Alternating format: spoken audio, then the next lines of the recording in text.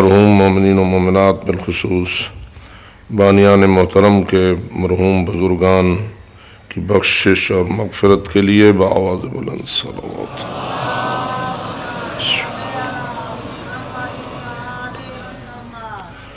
شہدائے کربلا اور شہدائے راہ کربلا، شہدائے ملت، سب کے درجات کی بلندی کے لیے بآواز بلند صلوات۔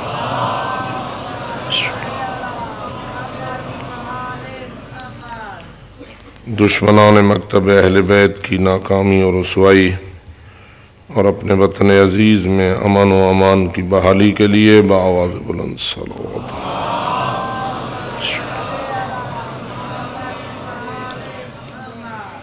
تمام حاجت مندان کی حاجات کی برابری، بالخصوص جن مومنین و مومنات نے ہم سے خصوصی دعا کے لیے اپیل کی ہے، ان سب کی دعاؤں کی قبولیت کے لیے بآواز بلند صلوات۔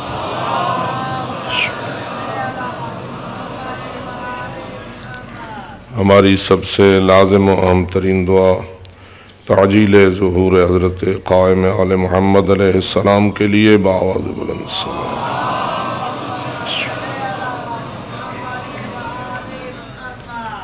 ماشاءاللہ لا حول ولا قوة الا باللہ العلی العظیم۔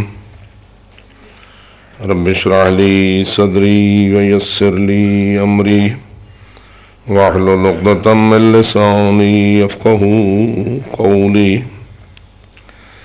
اعوذ باللہ من الشیطان اللعین الرجیم۔ بسم اللہ الرحمن الرحیم۔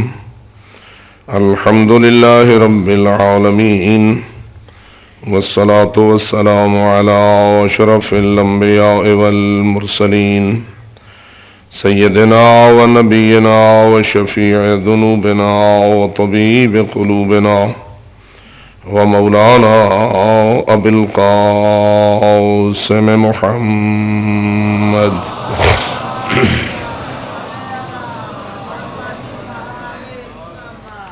والصلاة والسلام على أهل بيته الطيبين الطاهرين المعصومين الغر الميامين المنتجبين المكرمين الذين قال الله تعالى في شأنهم إنما يريد الله ليذهب عنكم الرجس أهل البيت وَيُطَهِّرَكُمْ تَطْهِيرًا۔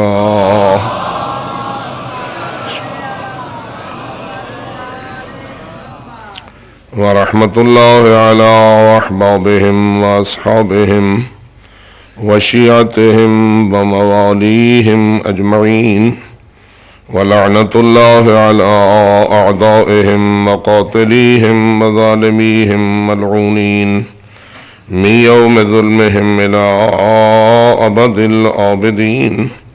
أما بعد، فقد قال الله تبارك وتعالى في كتابه المبين وخطابه المتين. بسم الله الرحمن الرحيم. قد أفلح المؤمنون الذين هم في صلاتهم خاشعون والذين هم عن اللغو معرضون والذين هم للزكاة فاعلون والذين هم لفروجهم حافظون. صلوات.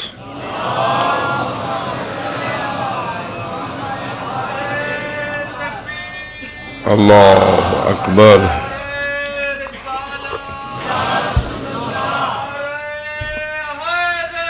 یا علی.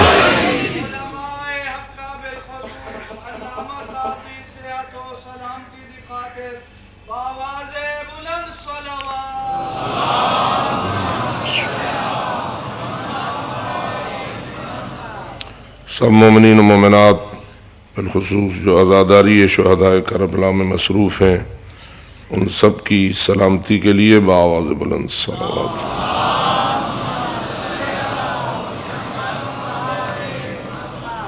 بارگاہ ربوبیت میں التجا ہے کہ بحق شہداء کربلا ہم سب کی عزاداری اور تمام عبادات کو شرف قبولیت نصیب فرمائے.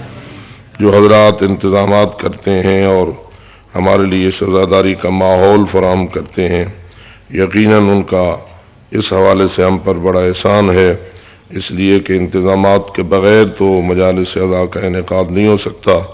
ان سب کے حق میں آپ سے التجا دعا ہے، ان کے بزرگان اور مرحومین کی مغفرت کے لیے آپ سے استدعا ہے۔ خداوند تعالیٰ ان کے رزق حلال میں وسعت اور برکت عطا فرمائے، اس سلسلہ خیر کو قائم اور دائم رکھنے کی توفیق بخشے۔ جن مرحومین تک اس کا ثوابی سال کرنے کا ارادہ ہے، رب العزت ان سب کو جوار معصومین نصیب فرمائے، شفاعت آل محمد سے سرفراز کرے۔ جتنے بھی اہل ولایت اس دنیا سے روانہ ہوئے، خداوند منان ان سب کو آل محمد کی شفاعت نصیب فرمائے۔ ہم سب کو اس صراط مستقیم پر جینا، اس صراط مستقیم پر مرنا اور اسی صراط مستقیم والوں میں سے ہو کر محشور ہونا نصیب فرمائے۔ جو حضرات ان دعاؤں کو اپنے اپنے حق میں قبول کروانا چاہتے ہیں اور دیگر حاجات کو، وہ باوز بلند صلوات کریں۔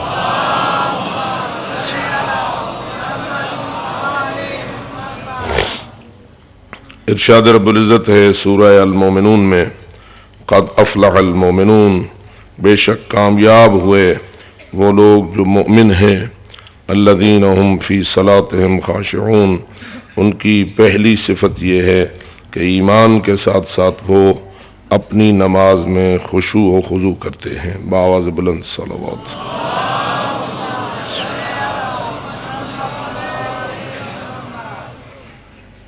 حضرت جناب رسالت مآب صلی اللہ علیہ وآلہ وسلم کی حدیث کتب تفاسیر میں سورہ المومنون کی شان کو بیان کرتے ہوئے منقول ہے کہ حضرت نے فرمایا، جو شخص سورہ المومنون کی تلاوت کرے، ملائکہ اس کو جنت کی بشارت دیتے ہیں۔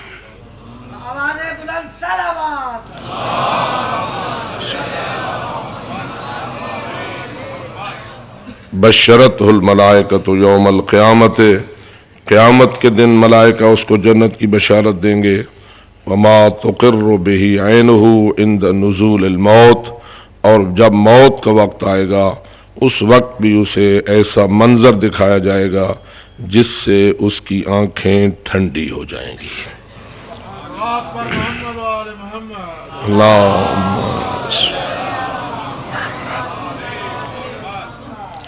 بس اگر کوئی یہ چاہتا ہے کہ وقت موت میرے لیے آسان بھی ہو، راحت والا بھی ہو، اور ایسے مناظر کو دیکھ لوں کہ جن کے ذریعہ میرا دل خوش ہو اور میری آنکھیں ٹھنڈی ہوں، اور یہ چاہے کہ روز محشر بھی ملائکہ مجھے جنت کی بشارتیں دیں اور لواء الحمد کا سایہ مجھے نصیب ہو، تو اس شخص کو چاہیے کہ وہ سورہ المؤمنون کی تلاوت میں زیادتی فرمائے اور اس سورہ المومنون کو بار بار تلاوت کرنے کی کوشش کرے۔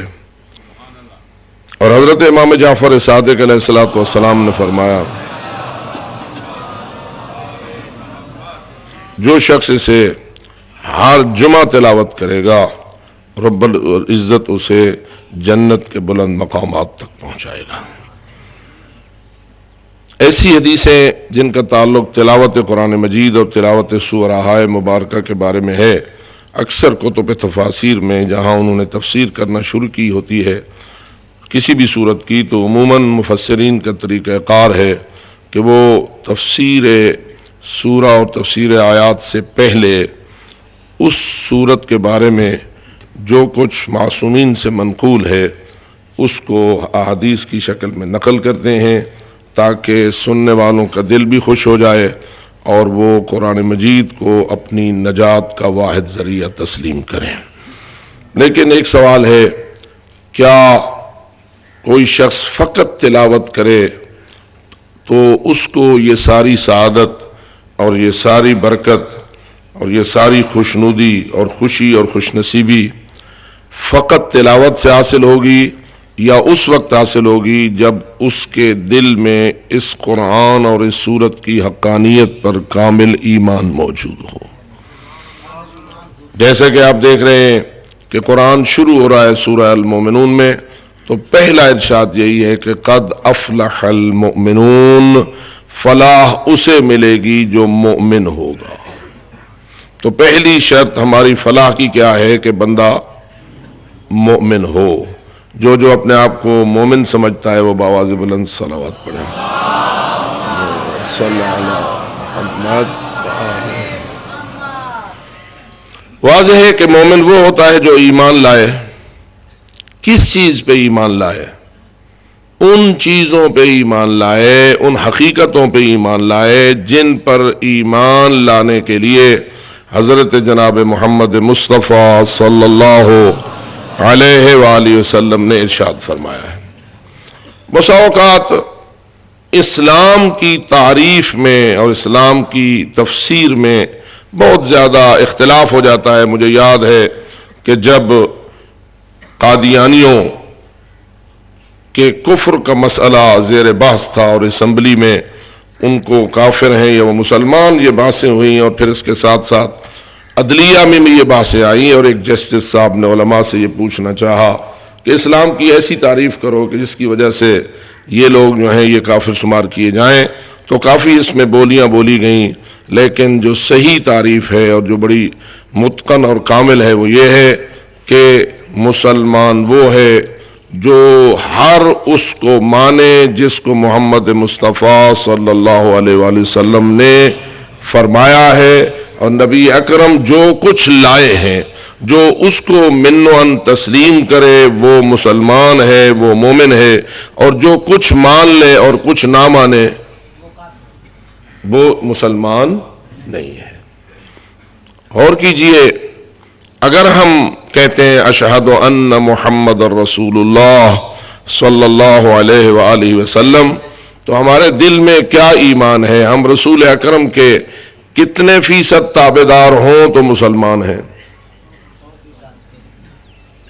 اگر کوئی 99.99 باتوں کو مانتا ہے، ایک اشاریہ رسول کی بات کو تسلیم کرنے سے انکار کر دیتا ہے، تو کیا وہ 99.99 باتوں کا ماننا اس کے جنتی ہونے اور ناجی ہونے کا باعث ہو جائے گا؟ آج کل یہ ایک بڑا مسئلہ ہے. بعض لوگ بہت ساری باتوں میں شک رکھتے ہیں اور بحثیں بھی کرتے ہیں.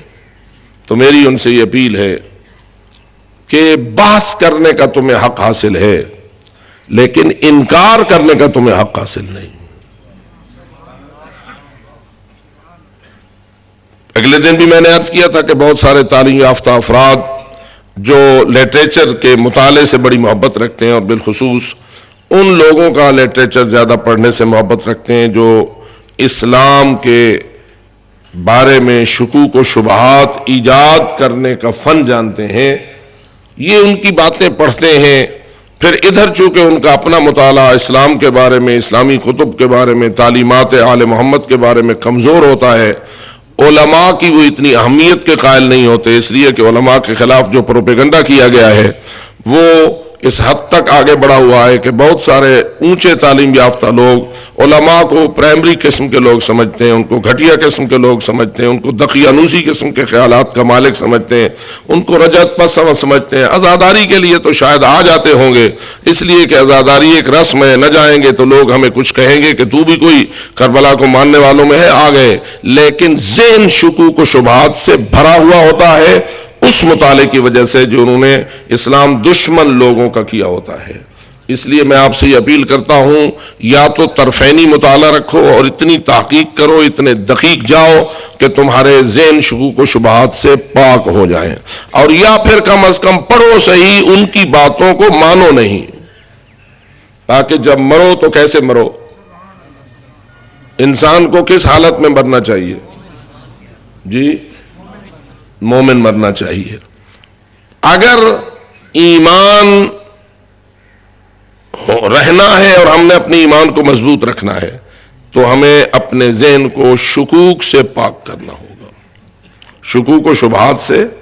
میں اگلے دن بھی عرض کر رہا تھا، آج پھر تھوڑی سی نصیحت کر رہا ہوں. ایمان نام ہے یقین کا. ایمان کس کا نام ہے؟ یقین ایک کیفیت قلبی ہے جس میں جس بات کا یقین ہوتا ہے اس کے مخالف بات کا احتمال ہی ذہن قبول نہیں کرتا. اس کے امکان کو ہی تسلیم کرنے کے لیے تیار نہیں ہوتا. یہ یقین ہے. اور اگر مخالف سمت کا امکان دیتا ہے اور دل کہتا ہے ہو سکتا ہے کہ وہ مخالف بات بھی شاید سچی ہو اور صحیح ہو، تو اس سے یقین ختم ہو جاتا ہے اور انسان شک کی طرف سفر شروع کر دیتا ہے. اور جب یقین ختم ہوا ایمان رخصت ہوا. اسی حالت میں حضرت اسرائیل آ گئے تو وہ دیکھیں گے یہ جناب پی ایچ ڈی صاحب ہیں، یہ جناب پرنسپل صاحب ہیں، یہ جناب ڈاکٹر صاحب ہیں، یہ بہت بڑے سیاست مدار ہیں، یہ جناب گورنر اور پریزیڈنٹ صاحب ہیں، اتنی بڑی شخصیت ہے. تو ملک الموت کہے گا میں اس کو اتنی جلدی سے کیوں سختی کا شکار کروں؟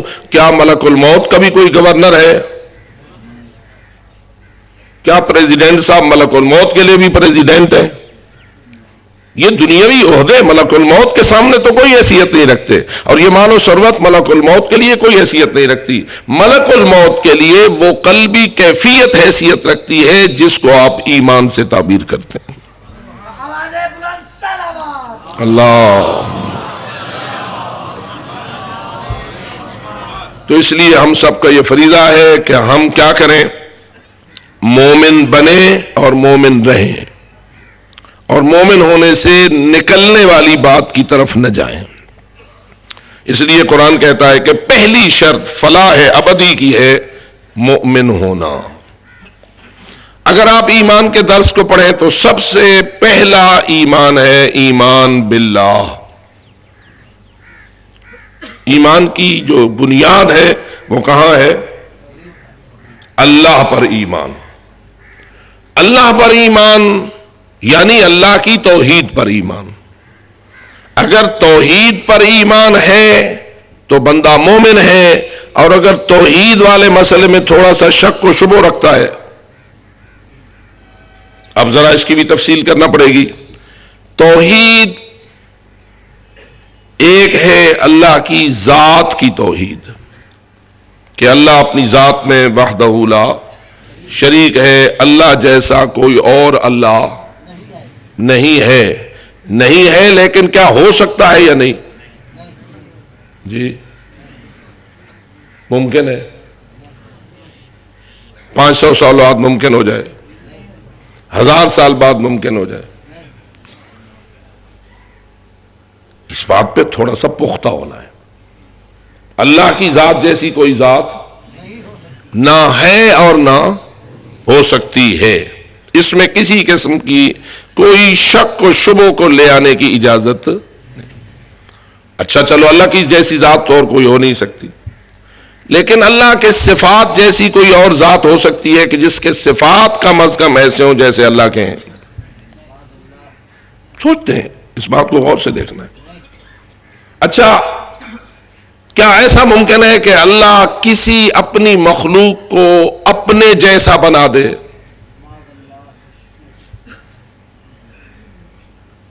ہاں تھوڑی سی پیچیدگی ہے، غور کیجیے. اللہ علی کل شیء قدیر ہے یا نہیں؟ اس کی قدرت، جیسے کہ چند دنوں سے میں آپ کو بار بار کہہ رہا ہوں، اللہ علی کل شیء قدیر ہے، اور اس کی قدرت محدود ہے یا لا محدود ہے؟ لا محدود ہے. جب لا محدود ہے تو ایک سوال، کیا نہیں ہو سکتا کہ اللہ خود کسی ایسی شے کو بنائے جس میں وہ صفات رکھ دے جو اس کے اپنے ہیں؟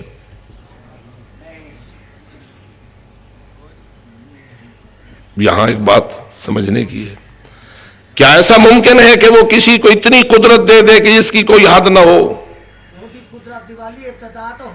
وہ بات علیحدہ ہے. یہی بات ابتدا والی بات کو چھوڑو، لیکن کیا کوئی اللہ کے بغیر بھی لا محدود قدرت کا مالک ہو سکتا ہے؟ چونکہ میں عموماً ان لوگوں سے محو گفتگو ہوں جو آل محمد کی امامت کو مانتے ہیں.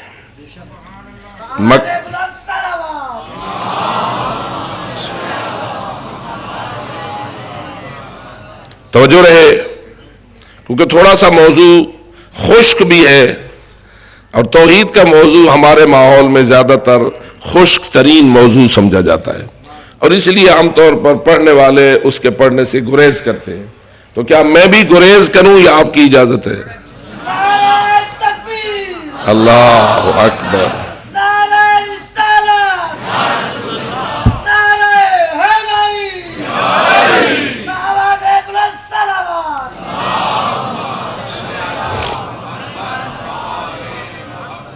جیسا کہ میں نے آپ کی خدمت میں نہج البلاغہ کے الفاظ سے امیر المومنین کے اس ارشاد کو نقل کرنے کی بار بار کوشش کی کہ امیر المومنین اپنے خطبہ نہج البلاغہ میں، جسے علامہ سید رضی اعلی اللہ مقامہ نے پہلے خطبے کے طور پر نہج البلاغہ میں جگہ دی ہے، اس میں انہوں نے فرمایا کہ لیس لصفتہ حد محدود ولا نعت موجود ولا وقت معدود ولا اجل ممدود.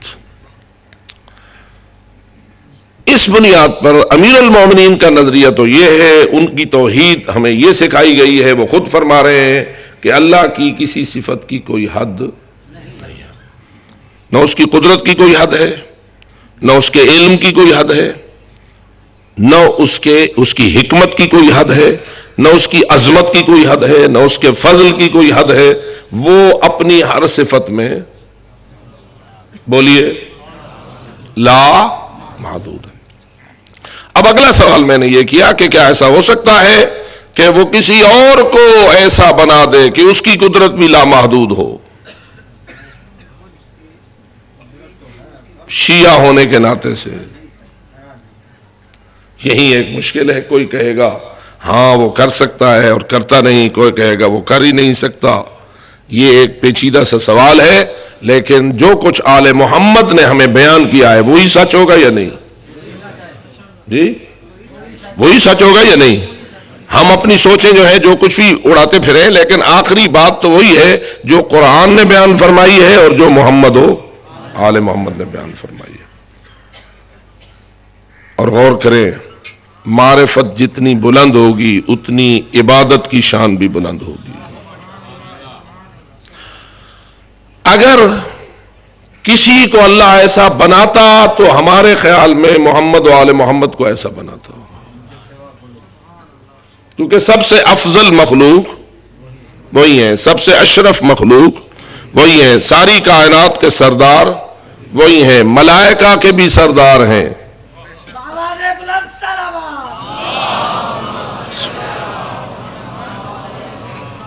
ملائکہ ان کے گھر کی خدمت کر کے فخر حاصل کرتے ہیں.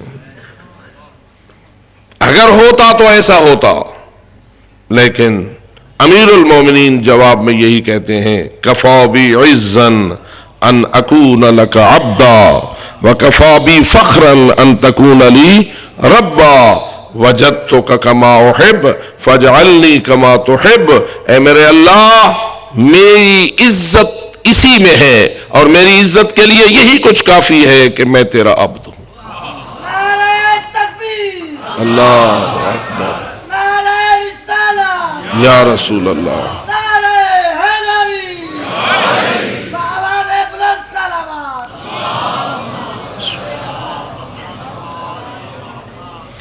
عبد خدا ہونا، اللہ کی عبودیت کا مالک ہونا، یہ ہر کمال کی بنیاد ہے. اور یہی وجہ ہے کہ جب آپ تشہد میں بیٹھتے ہیں اور رسول اکرم صلی اللہ علیہ وآلہ وسلم کے حق میں گواہی دیتے ہیں نماز میں، تو کیا الفاظ ہمیں سکھائے گئے ہیں جن کا پڑھنا ہم پر لازم ہے، اس کے بغیر نماز کامل نہیں ہوتی. اشہد ان محمدن عبدہ ورسولہ. فرمائیے عبد ہو کے رسول ہیں یا عبد نہیں اور رسول ہیں؟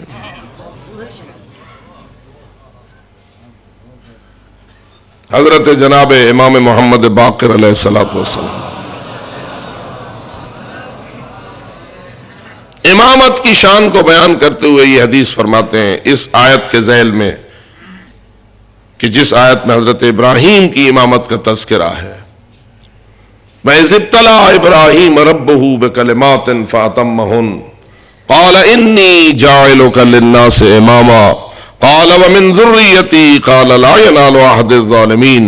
کہ جب اللہ نے رب ابراہیم نے حضرت ابراہیم کو آزمائشوں سے گزارا اور کلمات کے ذریعہ آزمایا یعنی کچھ امتحانات میں انہیں ڈالا اور ان کو آزمایا. فَأَتَمَّهُنَّ تو حضرت ابراہیم نے ان تمام امتحانات میں 100% کامیابی حاصل کی. کتنے فیصد؟ آپ کے ہاں پاس نمبر کتنے ہیں؟ ماشاءاللہ پاکستانی بڑی رعایت کرتے ہیں. 33% والے کو پاس قرار دیتے ہیں، جبکہ اس کی غلطیاں کتنے فیصد ہوتی ہیں؟ 67% یا 67% اس کی ہوتی ہیں غلطیاں. 33% باتیں اس نے لکھی ہوتی ہیں صحیح. ماشاءاللہ جمہوریت تو ادھر تھی، لیکن ہمارے پاکستانی ممتحنین اور نظام بڑا رعایت اور بڑا لطف و نظر عنایت پر مشتمل ہے کہ 33 والے کو کہتے ہیں تیری 67 غلطیاں معاف، تو پاس. اور سیکنڈ ڈویژن کے لیے کتنے نمبر ہوتے ہیں؟ ہاں اب وہ 45%. ہمارے ہیں پرانے زمانے میں 50 ہوتے تھے، اب مزید رعایت ہو گئی ہے. تو 55% جس کی غلطیاں ہوں گی اس کو 55 معاف اور 45 کے ساتھ سیکنڈ ڈویژن دے دی جائے گی. اور جو فرسٹ ہوگا 60%. تو 40% غلطیاں اس کی بھی ہیں، لیکن پھر بھی آپ ان 40% کی کوئی پرواہ نہیں کرتے. اور وہ بچہ سر بلند کر کے ابا جی کو کہتا ہے ابا جی میں فرسٹ آیا ہوں. حالانکہ ادھر ابا جی اگر کہہ دیں ذرا سوچ تو صحیح 40 باتیں تو نے غلط کی ہیں، لیکن وہ کہنے کی اجازت نہیں دیتا. ہمارے ہاں جو نظام ہے وہ اس قسم کا ہے. لیکن اللہ رب ابراہیم نے حضرت ابراہیم کو آزمایا اور پھر خود فیصلہ دے رہا ہے اور خود سند دے رہا ہے. فَأَتَمَّهُنَّ میرے ابراہیم نے میرے تمام امتحانات کو 100% کامیابی کے ساتھ نبھایا.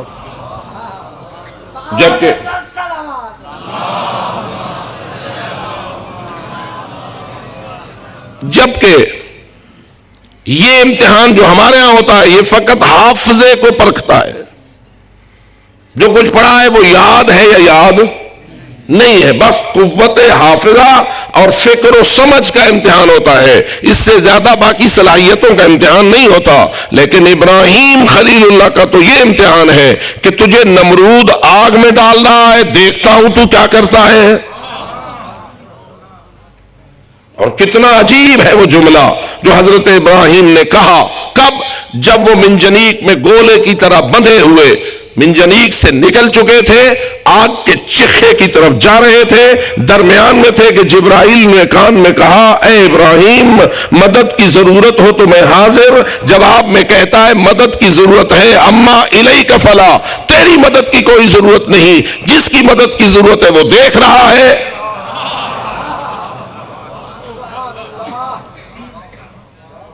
یعنی اگر چاہے گا تو بچا لے گا، اور اگر وہ نہیں چاہتا میرے جلنے کو پسند کرتا ہے تو میں اس کی راہ میں جلنے کے لیے بھی.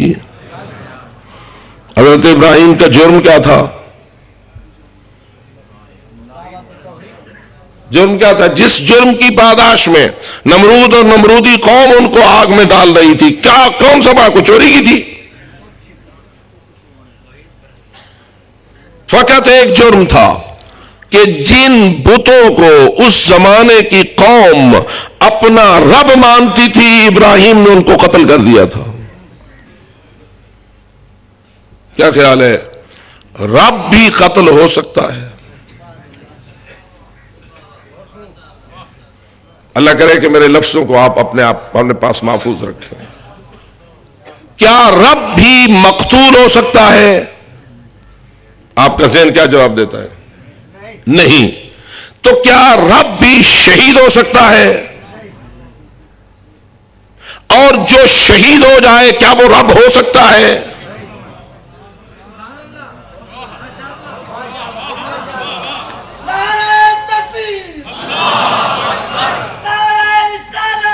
یا رسول اللہ،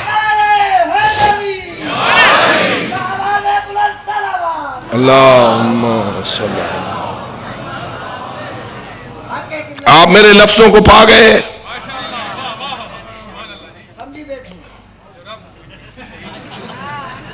اللہ کرے کہ سمجھدار ہو جاؤ، کیونکہ تمہاری محفلیں فضائل میں رب ثابت کرتی ہیں، مصائب میں شہید ثابت کرتی ہیں.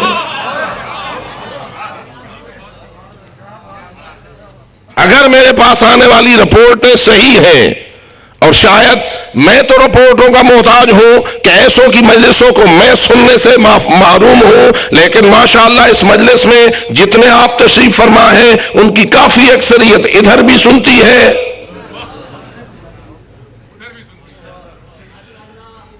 اور یہ مسئلہ اہم ہے یا نہیں، اس کا ہماری فلاح و نجات کے ساتھ کوئی تعلق ہے یا نہیں؟ کتنا احمق ہے وہ جو چند ٹکوں کی خاطر ایمان کو زخم لگاتا ہے۔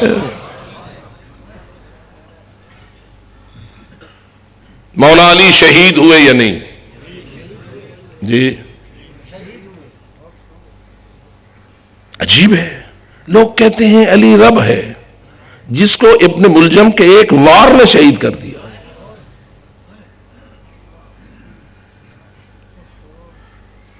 کیا انکار ہے اس سے؟ شہید ہوئے یا نہ ہوئے؟ کس کی ضرب سے؟ عبد الرحمن ابن ملجم کی ضرب سے۔ اس نے کتنی ضربیں ماری؟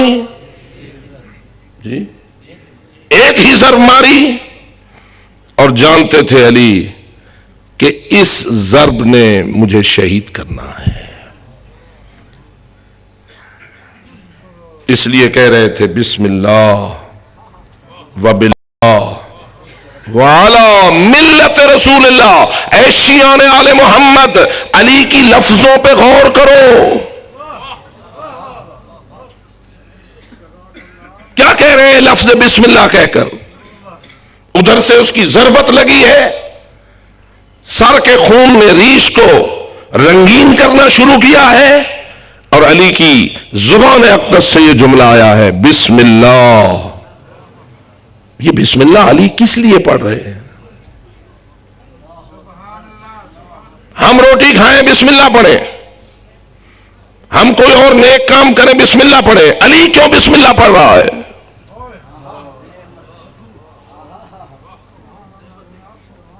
کوئی تو وجہ ہمیں سمجھ آئے گی یا نہیں؟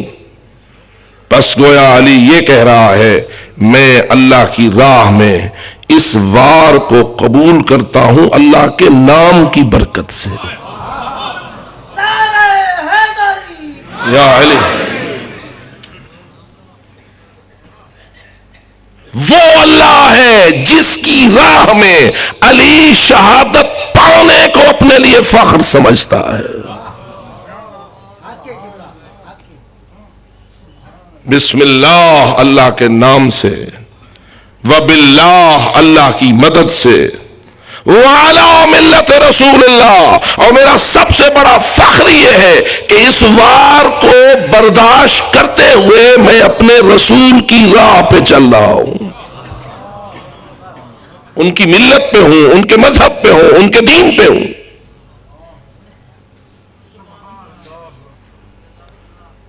فزت برب الکعبہ، اور اس کعبہ کے رب کی قسم۔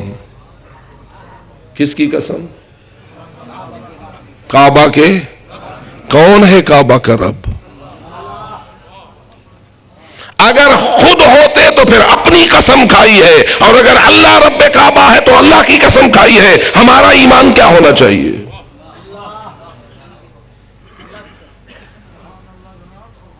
یاد رکھو میرے محترم دوستو، ایمان باللہ میں ایک سب سے اہم پہلو ایمان بربوبیت اللہ ہے، یعنی اللہ کے رب ہونے پر بھی انسان کو ایمان رکھنا ہے تو بندہ مومن ہے۔ اور اگر اللہ کی ذات کو تو وحدہ لا شریک مانتا ہے، لیکن اللہ کے رب ہونے کو وحدہ لا شریک نہیں مانتا، تو کیا وہ مومنوں میں ہے یا غیروں میں ہے؟ لفظ رب میں بہت ساری مشکل ڈال دی گئی ہے۔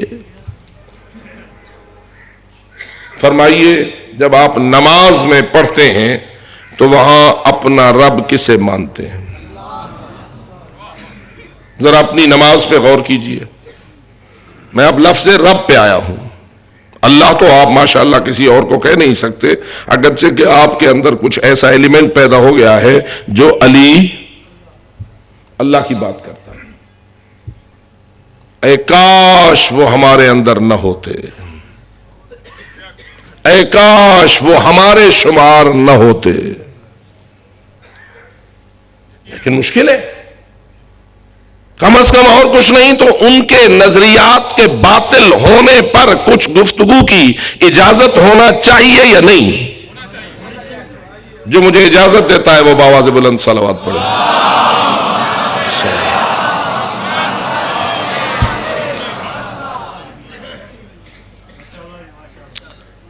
سب سے پہلے آپ بسم اللہ پڑھ کے سورہ الحمد شروع کرتے ہیں۔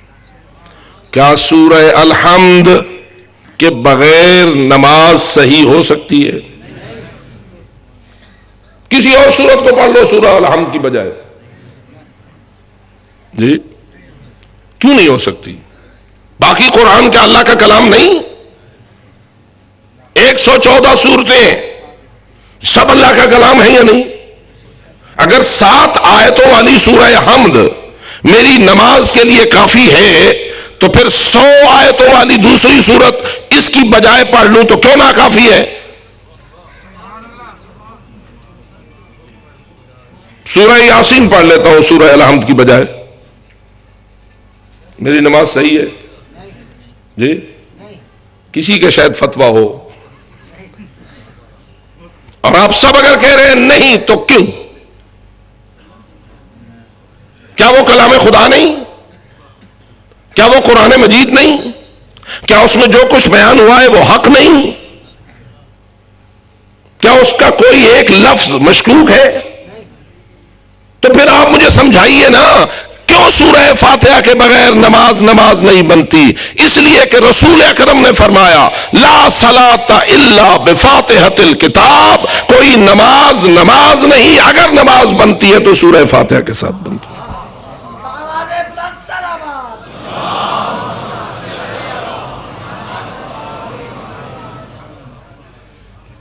اگر میں سورہ فاتحہ کی بجائے کسی اور سورت کو پڑھوں گا، کلام تو اللہ کا ہوگا، ہو بھی قرآن مجید، لیکن نقص یہ ہوگا کہ میں نے اللہ کی مرضی کو چھوڑ کر اپنی مرضی کو داخل کر دیا ہے۔ اللہ کی رضا کو چھوڑ کر اپنی خواہش کے درمیان میں لے آیا ہوں۔ لیپا پوتی تو یہ کر رہا ہوں کہ میں قرآن پڑھ رہا ہوں، میں سورت پڑھ رہا ہوں، میں کلام خدا پڑھ رہا ہوں، لیکن اللہ فرماتا ہے مجھے مان تو تب تیرا ماننا مجھے قبول ہے کہ میرے حکم کو مان۔ ناراض اگر نہ ہو، کیا شیطان نے اللہ کے سجدے سے انکار کر دیا تھا؟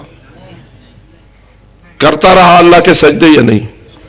امیر المومنین علی علیہ الصلوۃ والسلام نہج البلاغہ میں فرماتے ہیں کہ یہ ابلیس، یہ شیطان 6000 سال سے اللہ کی عبادت کر رہا تھا، اور وہ سال تمہارے اس دنیا کے سال کی طرح نہ تھے۔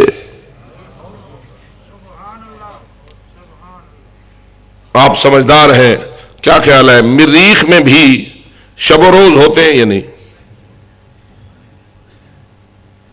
مریخ اس پہ بھی شب و روز آتے ہیں یا نہیں؟ مریخ بھی زمین کی طرح گھومتا ہے یا نہیں؟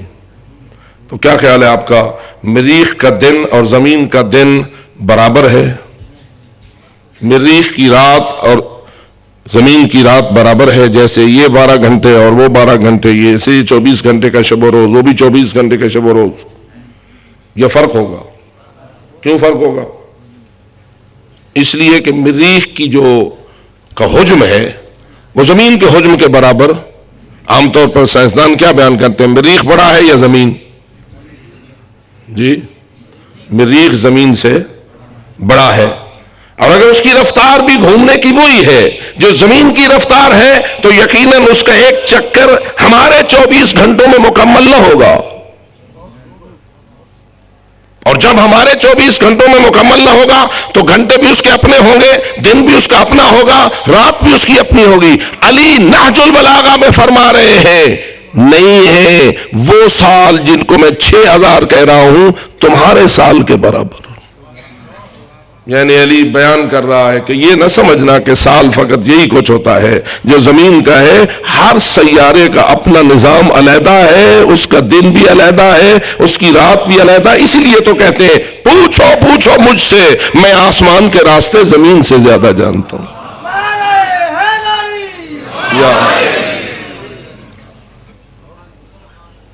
تو 6000 کسی اور سال کے برابر سال ابلیس نے کیے سجدے، کرتا رہا عبادت. کوئی تھوڑا سا اس پہ رنگ چڑھ گیا ملائکہ میں بیٹھ کر ملائکہ جیسا ہونے کا. کوئی ملک نہیں بن گیا، لیکن عبادت گزاری کا رنگ اس کے اوپر چڑھ گیا. ملائکہ بھی اللہ کی ہر وقت عبادت میں مصروف رہتے تھے، اس نے بھی عبادتیں کرنا شروع کر دی. 6000 سال تک عبادت کر رہا ہے امام امیر المومنین کے ارشاد کے مطابق. جب وقت آیا امتحان کا تو اس نے کس کے سجدے سے انکار کیا؟ جی، حضرت آدم کے سامنے سجدے سے انکار کیا. کیا آپ یہ کہیں گے کہ اس نے اللہ کو یہ کہا اب میں تیرا بھی سجدہ نہیں کرتا؟ جی، اللہ کے سجدے سے منکر ہوا یا آدم علیہ السلام کے سجدے سے منکر ہوا؟ اگر میں اس کی بات کو یوں تعبیر کروں کہ وہ اللہ سے گویا یہ کہنا چاہ رہا تھا ہزاروں سال پہلے میں تیری سجدے کر رہا ہوں، لاکھوں سال، اربوں اور کھربوں سال میں مزید بھی تیرے سجدے کرنے کے لیے تیار ہوں، اپنا کروا، آدم کے سامنے مجھے سجدہ ریز نہ کر. واحد ہے یا نہیں؟ توحید پرست ہے یا نہیں؟ جی بابا دسو نا، پکا ہے توحید یا کچا ہے؟ وہ اللہ سے کہہ رہا ہے میں تیرا سجدہ، تیری عبادت، تیرے سامنے جھکنے کے لیے ہمیشہ کے لیے تیار ہوں، جب تک تو مجھے حکم دے میں تیرا سجدہ ضرور کرتا ہوں، لیکن ایک مہربانی کر، مٹی آلے دے گوں سجدہ کرنے کا مجھے حکم نہ دے. تو کیا خیال ہے اب اس کو میں مومن مانوں یا کافر مانوں؟ بات کہاں پہنچی؟ اللہ نے جواب میں کہا یعنی اے میری عبادت و سجدہ گزاری کی بات کرنے والے، جس کے سجدے کا میں نے حکم دیا ہے اس سے کیا منکر ہے؟ اذ امرتک، جب میں تجھے حکم دے چکا. اس کا خلاصہ یہ نکلا کہ اللہ یہ فرمانا چاہتا ہے مجھے تیری مرضی کی عبادت نہیں چاہیے، مجھے اپنی مرضی کی عبادت چاہیے.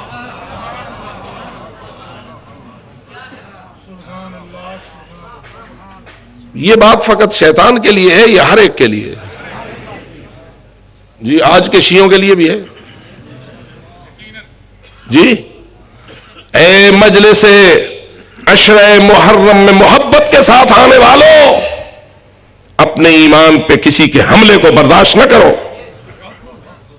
تمہارا سب سے بڑا دشمن وہی ہے جو تمہارے ایمان کا دشمن ہے. شیطان ہم سب کا دشمن ہے یا نہیں؟ جو شیطان کو دشمن سمجھتا ہے وہ بآواز بلند صلوات پڑھے. اللہ صلی اللہ علیہ. قرآن کی صراحت ہے ان الشیطان للانسان عدو مبین، شیطان انسان کا کھلا دشمن ہے، یعنی اس نے اپنی دشمنی پہ کوئی پردہ بھی ڈالا ہوا نہیں ہے، کھلا دشمن ہے. اب آئیے، اب سب ماشاءاللہ شیطان کو اپنا دشمن سمجھتے ہیں اور شیطان آپ کے ساتھ دشمنی کرتا بھی ہے. کیا کرتا ہے ہمارے لیے شیطان؟ ہماری جائیداد چھیننا چاہتا ہے، ہمارے بینک بیلنس کو لوٹنا چاہتا ہے، ہمارے گھر میں لقب لگا کر ہمارا زیور لوٹنا چاہتا ہے، ہمارے بچوں کی گردن دبوچنا چاہتا ہے، ہماری اپنی زندگی کو وہ ختم کرنا چاہتا ہے اور ہمارے پیچھے کوئی کلاش لے کے لگا ہوا ہے کہ میں اس کو مار ڈالوں گا. یہ سب دشمنیاں تو شیطان نہیں کرتا. بس شیطان کی دشمنی کیا ہے؟ وہ ہمارے مال کا دشمن نہیں بنتا، وہ ہماری جان کا دشمن نہیں بنتا، وہ ہمارے خاندان کا دشمن نہیں، وہ ہمارے مال و دولت کا دشمن نہیں. اس کا نشانہ ہمارا ایمان ہے اور چاہتا ہے اسی راستے پہ اس انسان کو چلاؤں جس پہ میں چلا ہوں. میں اپنی مرضی کی عبادت کرنا چاہتا تھا، اللہ نے مجھے لعنتی بنا دیا، اب آدم کی اولاد سے اگر میں بدلہ لینا چاہتا ہوں تو ان کی عبادت کا رخ تبدیل کروں اور ان کو ایسی عبادت کی طرف محبت دلواؤں جو رب کی مرضی کے نہ ہو، ان کی اپنی مرضی کی ہو۔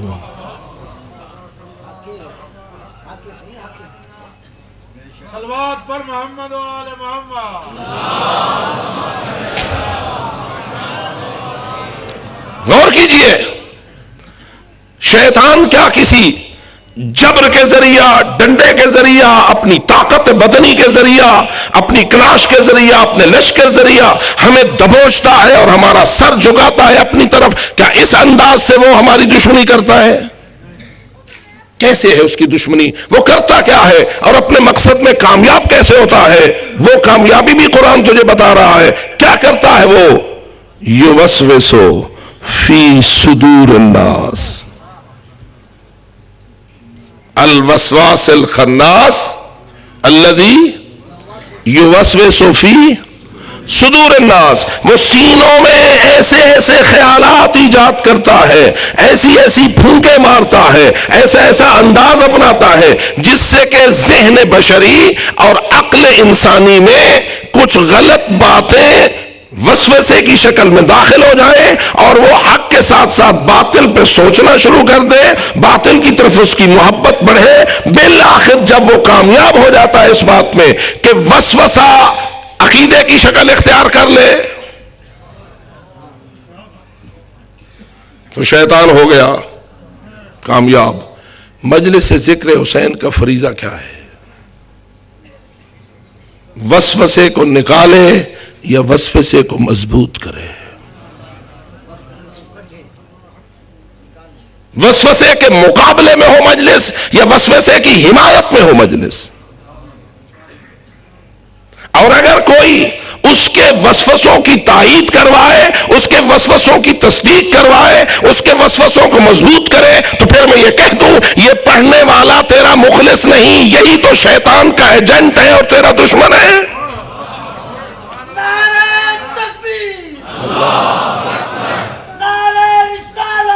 یا رسول اللہ،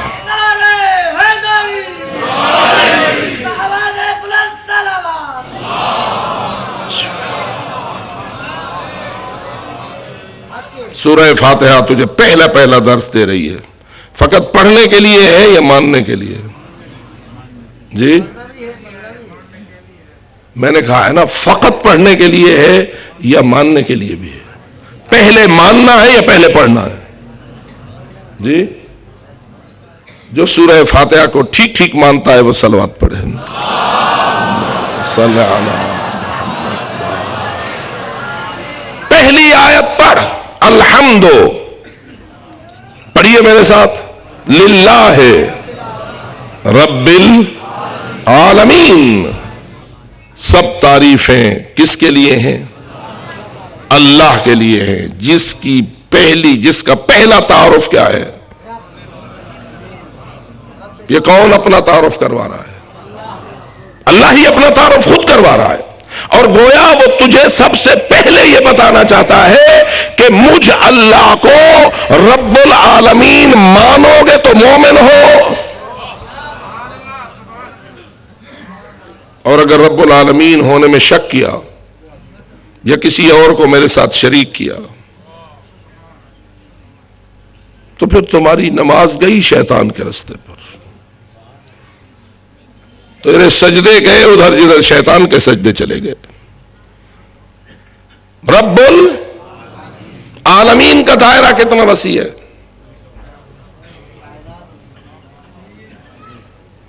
ماضی بھی عالمین میں شامل ہے یا نہیں؟ حال بھی عالمین میں شامل ہے یا نہیں؟ مستقبل بھی عالمین میں شامل ہے یا نہیں؟ ملائے اعلیٰ بھی عالمین میں شامل ہے یا نہیں؟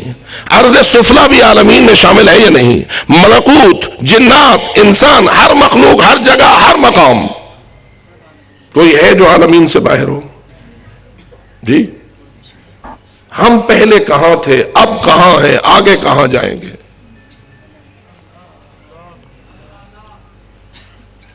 ماں کے پیٹ سے پہلے بھی ہم کہیں تھے؟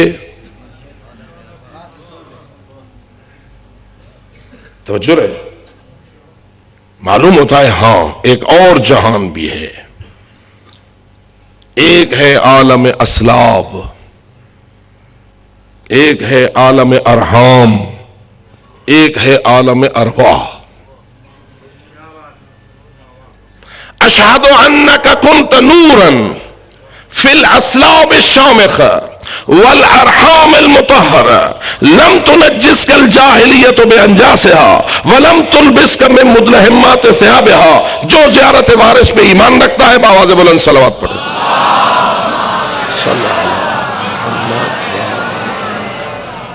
ادھر وہ حدیث جو پہلے بھی میں آپ کی خدمت میں تلاوت کر چکا ہوں کہ اول ما خلق اللہ نوری تکلم بکلمۃ فخلق منها نورا وتکلم بکلمۃ فخلق منها روحا فمزج النور بالروح فخلق منه محمدا وعليا وفاطمة والحسن والحسين.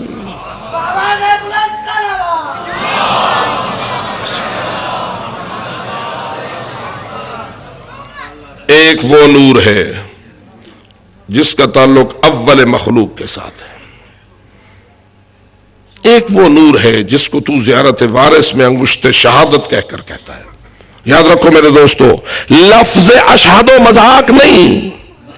اس وقت اشہدو ایمان بن جاتا ہے جب تیرے قلب کے عقیدے کا ترجمان ہو، اور اس وقت یہی لفظ اشہدو منافقت بن جاتی ہے جب تیرے دل میں عقیدہ کچھ اور ہو اور زبان پہ کچھ اور آئے. سورہ المنافقون کو پڑھو. اذا جاءک المنافقون قالوا نشہد انک لرسول اللہ واللہ یعلم انک لرسولہ واللہ یشہد ان المنافقین لکاذبون. وہ کہہ رہے ہیں نشہد انک لرسول اللہ، اللہ کہتا ہے میں گواہی دیتا ہوں کہ جھوٹ بک رہے ہیں. کیوں اللہ نے انہیں جھوٹا کہا؟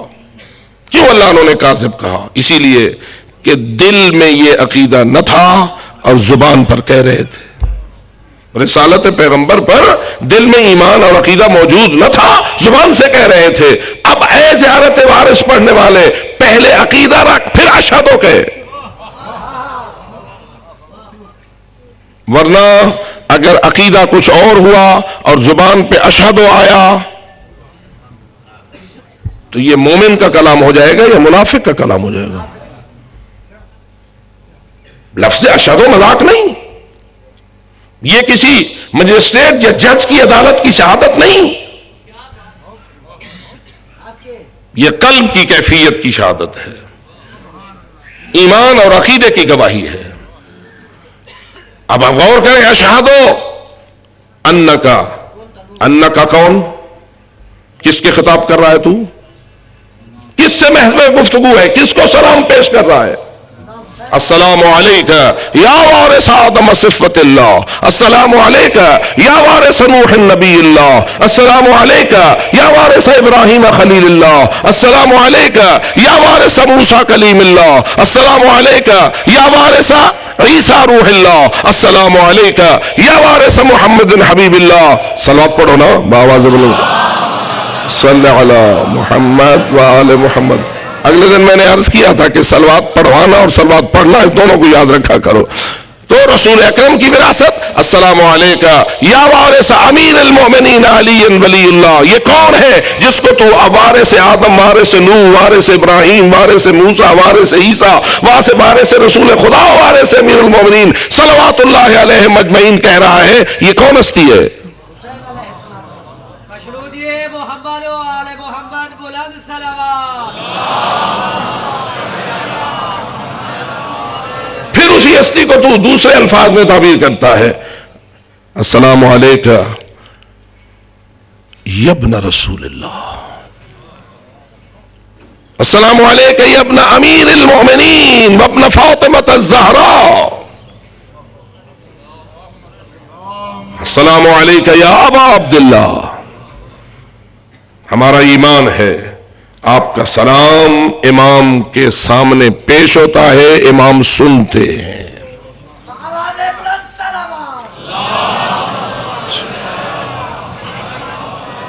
یہی وجہ ہے کہ ہماری زیارات ہمارے لیے دونوں طرح سے موجود ہے. زیارت از قریب بھی موجود ہے, زیارت از بعید بھی موجود ہے. ہم ان لوگوں میں سے نہیں ہیں جو یہ کہیں کہ قریب بھی پہنچو تو جالی کے قریب جا کے فقط کہہ سکتے ہو السلام علیکم یا رسول اللہ. ہمارے ایک بزرگوار عالم دین ہے آقا عطائی, وہ فرما رہے تھے, انہوں نے لکھا بھی اپنی کتاب میں کہ میں مسجد نبوی کے جو اگلا حصہ ہے اس کے پیچھے آپ جو حضرات زیارت کر چکے ہیں اور اللہ سب کو نصیب کرے, چھتریوں والی ایک صحن کی جگہ موجود ہے. پرانی جو ترکی کے دور کی مسجد ہے اس سے باہر ایک جگہ ہے کھلی جس کے اوپر چھتریاں کھلتی اور بند ہوتی ہیں. وہاں وہ بیٹھا, میں نماز پڑھ رہا تھا اور میں نے نماز میں پڑھا, نماز پڑھ لی, اس کے بعد میں کھڑا ہوا. اندر چونکہ رش تھا روضۃ الجنہ میں, میرا جانا مشکل تھا, میں وہیں کھڑی ہو کر رسول اکرم کی زیارت پڑھنے لگا. تو میرے ساتھ ایک بندہ بیٹھا تھا ان کے خیالات والا, وہ مجھے روکنے لگا, کہنے لگا بدعت کر رہے ہو. میں نے کہا کیوں؟ کہا یہ زیارت رسول کے روزے کے پاس کھڑے ہو کر پڑھنا السلام علیکم یا رسول اللہ یہ تو جائز ہے, یہاں دور کھڑے ہو کر پڑھنا جائز نہیں ہے, تم بدعت کر رہے ہو. میں نے کہا تم نے خود یہ بدعت کی ہے. توجہ رہے, میں نے کہا تم خود یہ بدعت کر چکے ہو. کیسے کہا؟ میں نے کہا کی ہے. کہا ابھی تو نے نماز میں تشہد میں بیٹھے ہو نہیں پڑھا السلام علیکم ایھا النبی.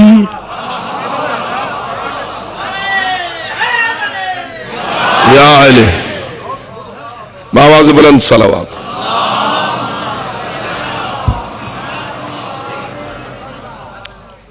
خود تو تشہد میں بیٹھ کر السلام علیکم ایھا النبی کہنا جائز ہے تیرے لیے, اور میں اسی جگہ کھڑا ہو کے رسول کو سلام کروں تو یہ ناجائز ہے. تجھے سمجھ نہیں آ رہی؟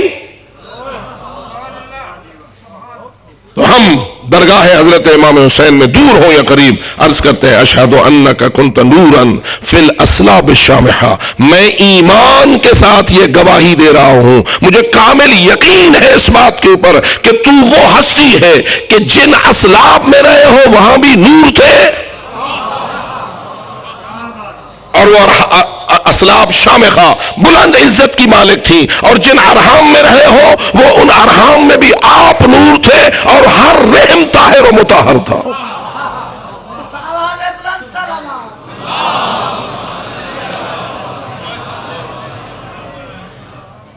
وہ نور جس کے متعلق روایات کہتی ہیں جب تک اللہ نے اس نور کو حضرت آدم کی صلب میں نہیں رکھا اس وقت تک ملائکہ کو آدم کے سامنے سجدے کا حکم نہیں دیا.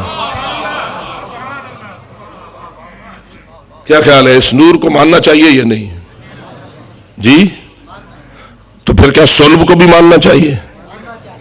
کیا رحم کو بھی ماننا چاہیے؟ یہی ہمارا ایمان ہے کہ یہ وہ نور ہے جس صلب سے گزرا ہے وہ پاک تھی اور ہر قسم کی آلائشات سے محفوظ. اور یہی وجہ ہے کہ ہم مانتے ہیں حضرت امام حسین کا نور علی ابن ابی طالب سے لے کر حضرت آدم تک, اور حضرت فاطمہ الزہرا سلام اللہ علیہا سے لے کے حضرت حوا تک.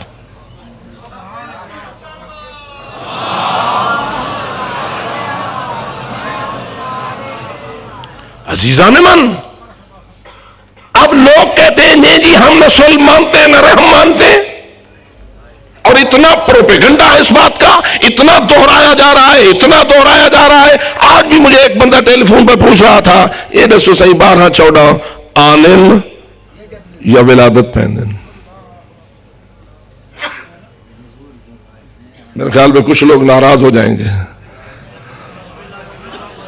یاد رکھو میرے محترم دوستو, تم یہ سمجھتے ہو عزت میں اضافہ کر رہے ہو ولادت پاک کے انکار کا, پھر کہتے ہیں ساڑی کار جمنن. میں کہتا ہوں تیری کار نہیں پیدا ہوتے, تیری طرح ان کی ولادت نہیں ہے, تیری میری ولادت نجس ہے, ان کی ولادت پاک ہے.